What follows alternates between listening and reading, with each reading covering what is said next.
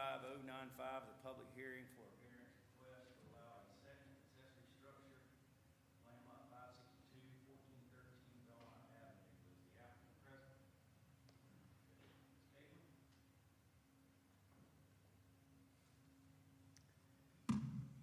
All right. Oops, sorry. Move it around for myself here. All right.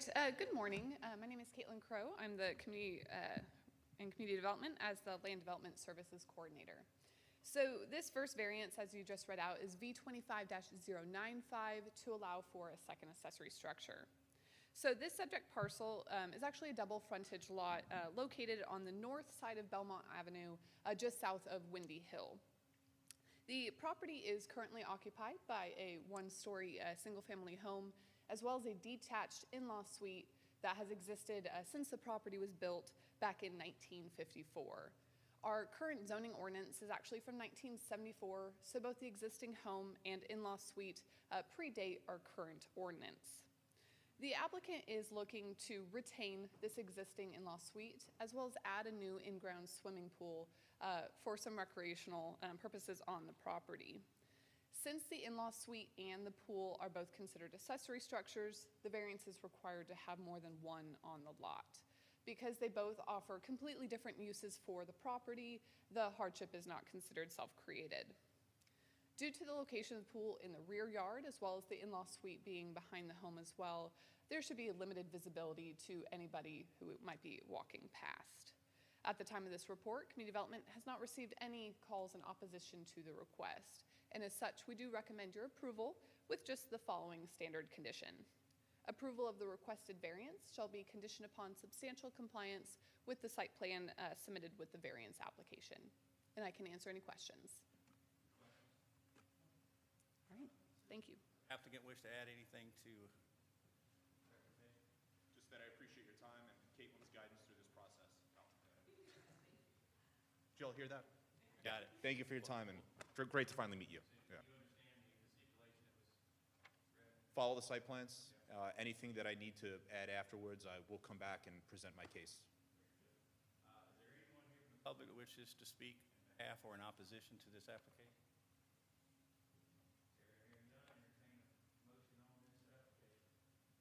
Motion to approve variance request V25-095 allows secondary accessory structure land lot 562 at 1431 Belmont Avenue. Chris Argyle, applicant.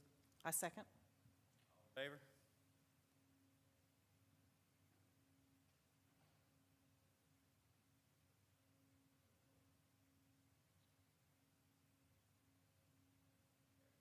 Motion carries unanimously. Thank you guys so much.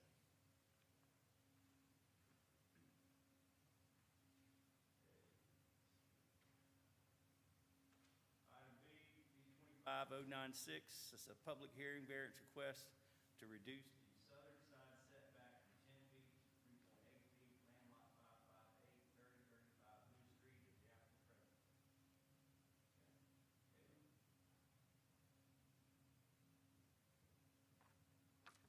All right, thank you. Again, Caitlin Crow, Community Development. So this variance is V25-096 to reduce that southern side setback from 10 feet to 3.8 feet. So this subject parcel is located on the east side of Lee Street, just here around the corner from City Hall.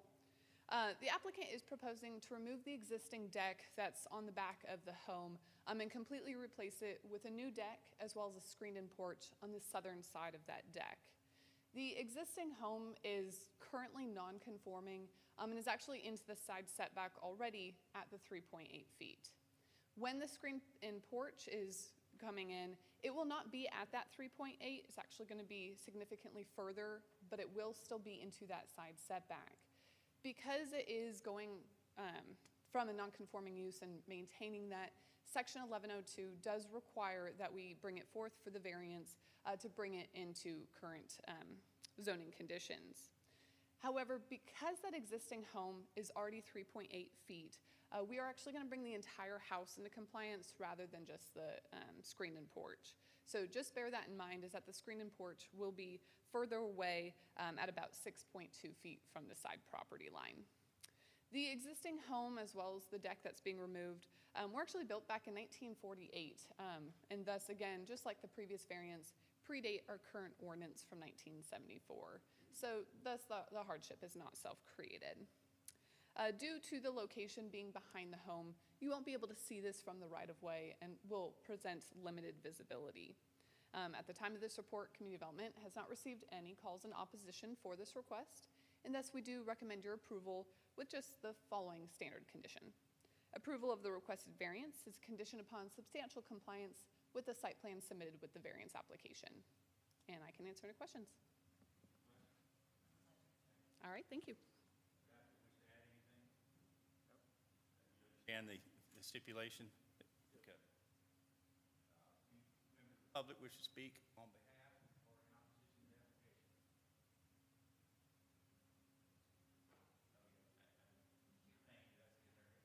Yeah, we have to formally have you state that you understand that there's a stipulation. I do understand everything here that she's discussed, and that applies to the process. Thank you. Entertain a motion on this. I motion to approve V25-096, a request to reduce the southern side setback from 10 feet to 3.8 feet in land lot 558 at 3035 Lee Street. Charles Miller, the applicant. Second.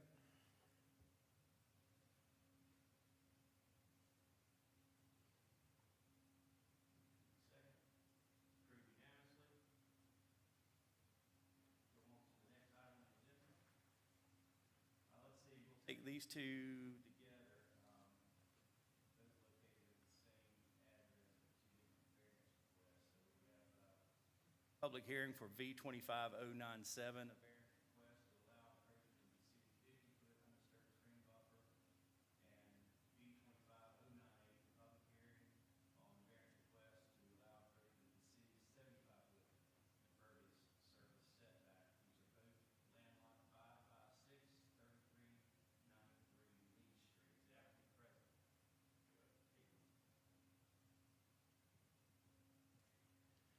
All right, thank you. Again, Caitlin Crow, Community Development. So as you just mentioned, these are going to be two variances. I will go ahead and read it together, but you will be voting on them separately. So we'll just kind of recap what you just mentioned about V25-097 to allow encroachment into the city's 50-foot undisturbed stream buffer. And then we have V25-098 to allow encroachment into the city's 75-foot impervious surface setback. So this subject parcel is kind of a unique lot where over time the applicant has purchased land from the neighbors but hasn't formally combined it into one overall parcel. So once these parcels are combined, which is a stipulation of this variance, the total acreage will be 0.67 acres for the lot. And this is also located on the east side of Lee Street, just like the previous variance. So this subject parcel was platted back in 1962, which was prior to our stream buffer ordinance from 2005, which means that the existing home, almost in its entirety, is actually within the 50 and 75-foot stream buffers. So any type of addition to this property of nearly any kind would warrant the variances that were coming forth today. So since that home was built in 1964 and it is encumbered by the stream buffers, they are going to be expanding that further, which is actually going to be closer to the 25-foot state buffer. Now that is done with the state and is outside our jurisdiction.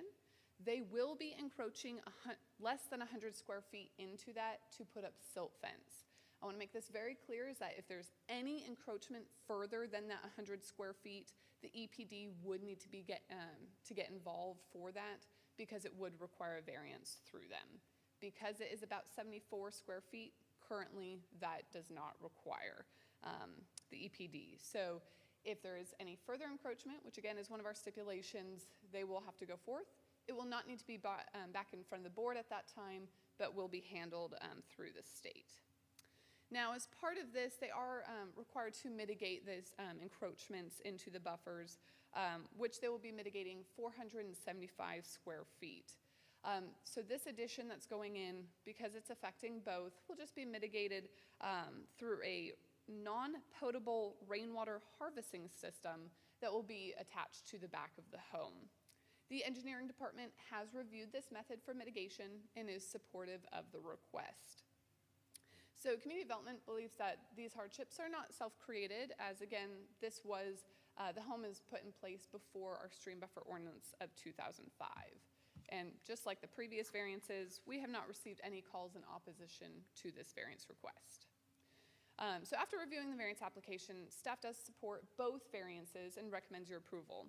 We do have 6 stipulations on this, just due to the proximity to that 25-foot state buffer, because again, that is outside of our jurisdiction, so we want to make sure that is completely adhered to. So the first one is our standard.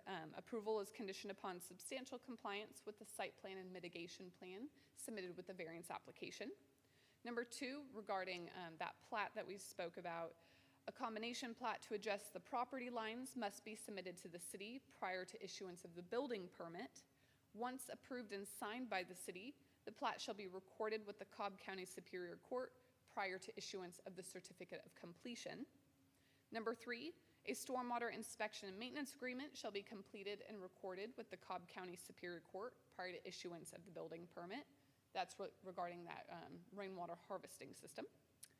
Number 4, prior to any land disturbance, the 25-foot undisturbed state buffer shall be staked. An environmental inspector with the city shall inspect and approve erosion control BMP placement and installation.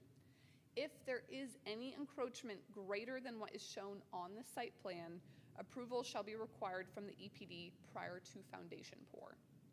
Number 5 is also regarding that rainwater harvesting system.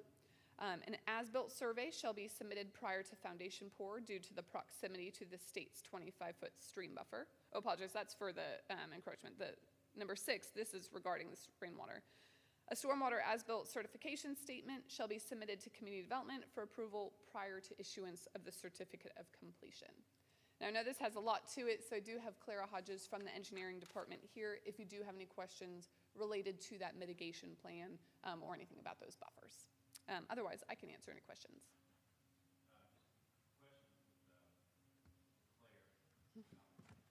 Thank you. This has gone to the engineering department, and I understand that the city engineer himself has taken a look at this. Yes, that's correct. Yes. The applicant come forward.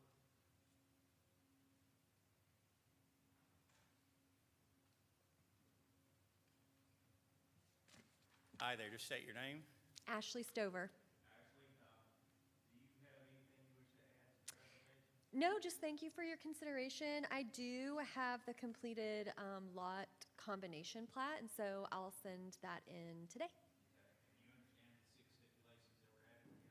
I do. Okay, and you're agreeing to those? Yes. Thank you. Is there any member of the public who wishes to speak on behalf or in opposition to this variance request? Hearing none, entertain motion on the application.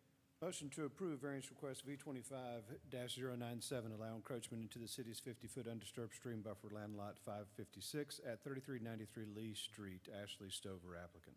A second? Motion and a second. All in favor? Motion carries. And may I have a motion on item D, V25-098? I motion to approve. Second. All in favor? That motion carries unanimously. Thank you. Okay, that takes care of E and C. So item E on the agenda, V25-099, public hearing for variance request to allow a second kitchen in an existing dwelling unit, land lot 338, this is 461 Avalon Way. Okay, give us some background on that, please.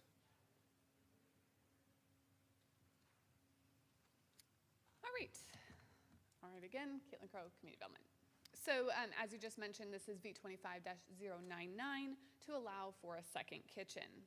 So this subject parcel is a corner lot located at the intersection of Havilon Way and Richland Circle.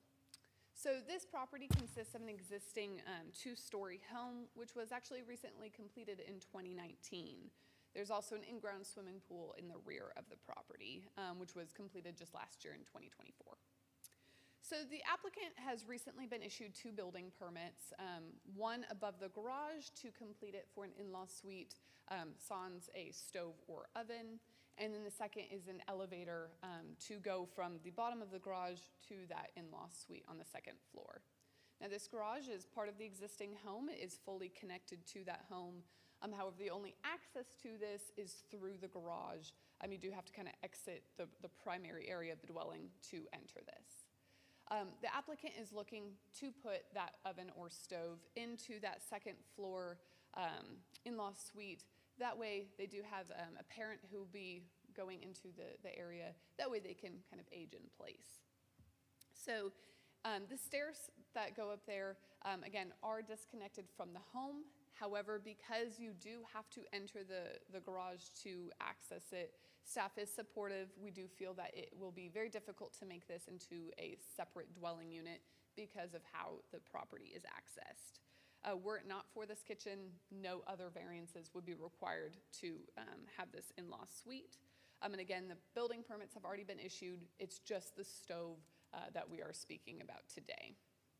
So at the time of this report, we have not received any calls in opposition to this request, and thus we do recommend your approval with the following 3 conditions. The first is our standard here. Approval of the requested variance is conditioned upon substantial compliance with the floor plans submitted with the variance application.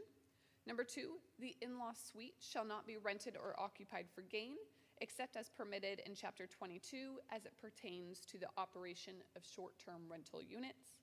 And number 3, these conditions shall run in perpetuity with the property and as such are applicable to any future homeowner. And with that, I can answer any questions. All right, thank you.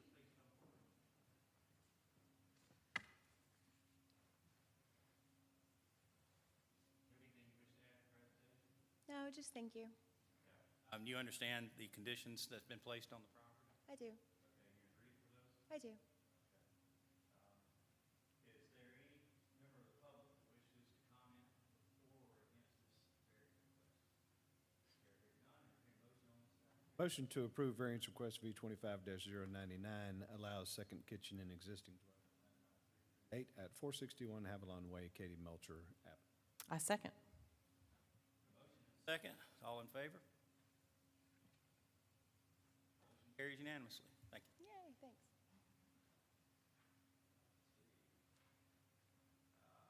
Item F, V 25-100, I understand this applicant has requested this be tabled to December 10th. Need a motion to table? I motion to table. Second. All in favor? That application will be forwarded to the December 10th license hearing for review. We have 2 final agenda items, and I understand this, as we did before, these will be at the same location. So we have B 25-101 is a public hearing for variance request to increase the accessory structure height from 15 feet to 20.2 feet, land lot 592, and address 1529 Roswell Street. And on that same property, there is also B 25-102, is a public hearing for variance request to reduce the western side setback from 10 feet to 4.4 feet. Caitlin, come forward. All right, thank you. So for the last time this morning, Caitlin Crow, Community Development. So as you just read out, these are going to be, again, those 2 variances that will be voted on separately but read here together. So as you mentioned, V 25-101, we're in the hundreds now, 101 to increase the accessory structure height from 15 feet to 20.2 feet. And then our second variance on this property is V 25-102 to reduce the western side setback from 10 feet to 4.4 feet. So this subject parcel is located on the north side of Roswell Street, which is actually near the intersection of Roswell Street and Windy Oaks Court and Windy Hill Place. So it's kind of right in the middle of those 2. So this property also has kind of a unique history where it was rezoned back in 2020 from GC to R15, which is a primarily residential area today. So many of these properties have been rezoned. including their neighboring property, which is up for rezoning at next month's mayor and council meeting, which will also be for a new single-family home. Now, I mentioned that because this property is looking to expand upon their existing detached garage. The property next door is also going to be mirroring this as well with their own detached garage on the same area. Since the existing garage has existed actually predating this new home, which was recently completed, this was actually from 1968 via historic aerials. So this structure has existed on the property for quite some time. Again, our current zoning ordinance is from 1974, so the hardship of the location is not self-created.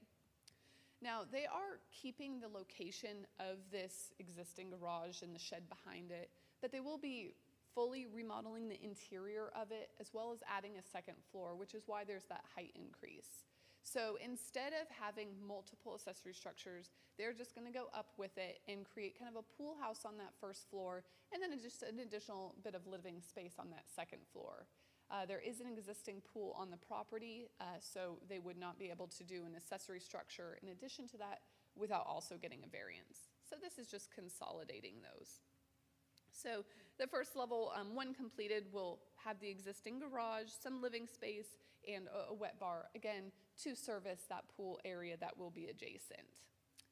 Although the house is currently encroaching into the southern side setback, they are going to be extending that roof, which will make this no longer conforming, and again, need to be brought to code. That also includes fire codes, and because they are going to have the second floor be made of wood, they will have to have a 1-hour fire-rated wall or other fire retardation measures as determined by the chief building official during review. So based on the definition of the height, they will also require that variance there. But again, this is to determine or to reduce land disturbance to the property, as well as limit the exposure to adjacent properties. And just kind of as a precedence for this is we've actually had similar side setback requests for 2 different properties along Roswell Street, one at 1539 in 2012 and one at 1543 earlier this year. So there's also precedence for this variance in the immediate area. At the time of this report, we have not received any type of call in opposition to this request, and thus we do recommend your approval for both variances. I do have 6 stipulations on this, mostly due to the proximity to that side property line, and then the fact that it is a detached accessory structure with some living area. So the first, of course, is our standard stipulation. Approval of the requested variances is conditioned upon substantial compliance with the site plan and elevations submitted with the variance application. Number 2, the accessory structure shall not be permitted to have an oven or stove without obtaining an additional variance for a second kitchen. Number 3, gutters and downspouts shall be installed to divert stormwater away from adjacent properties.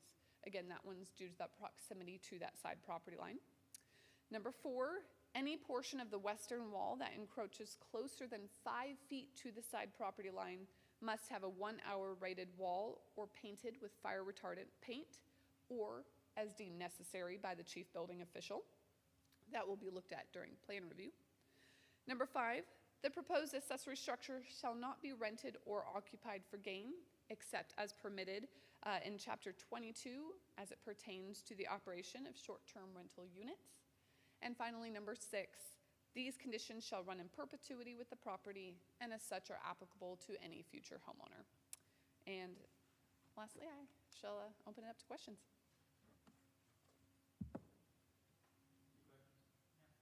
All right, thank you.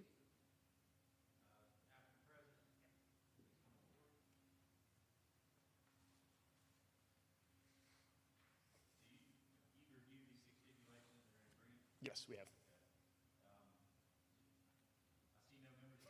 Remaining, so I noticed that we're we'll last man dispense with standing. that. Let's see, any questions of the board? Entertain a motion on these requests. We'll take both item G and item H separately. Motion to approve variance request V25-101, increase the accessory structure height from 15 feet.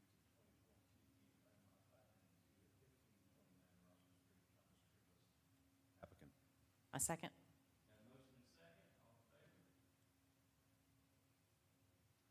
Motion carries unanimously. Entertain a motion on item H. I motion to approve V25-0102, a variance request to reduce the western side setback from 10 feet to 4.4 feet in land lot 592 at 1529 Roswell Street. Thomas Trevese, the applicant. Motion and second, all in favor? Motion carries unanimously. Thank you very much. You guys have a great day.